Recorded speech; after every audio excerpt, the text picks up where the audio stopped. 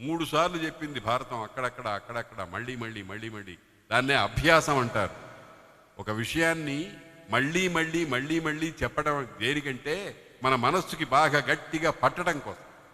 దానికి అభ్యాసం అని లింగం అంటారు, తాత్పర్య నిర్ణాయక లింగం. భాగవతం అంతా ఏం చేస్తోంది?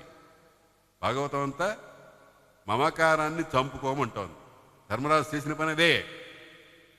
ధర్మరాజుని మనం జోదగాడండి, వ్యసనపరుడండి అని అంటాం కానీ కాదు, దాని వెనకాల ఉండేటువంటిది నాకేం వద్దు నాకేం వద్దు నాకేం వద్దు. ఎన్నిసార్లు అన్నాడండి? అంత మహాభారత యుద్ధం అంతా అయిపోయిన తర్వాత ఆయన్ని సింహాసనం మీద కూర్చోబెట్టడానికి కృష్ణద్వైపాయనుడు దగ్గర నుంచి, కృష్ణుడి దగ్గర నుంచి ఎంతమంది ఎంత ప్రయత్నం చేసినా కానీ చిట్ట చివరికి ముళ్ళ కంచె మీద కూర్చున్నట్టు 2 రోజులు కూర్చున్నాడు కానీ ఆయన రాజ్య పరిపాలన చేయలే. అంటే అర్థం ఏమిటనమాట? వైరాగ్యం.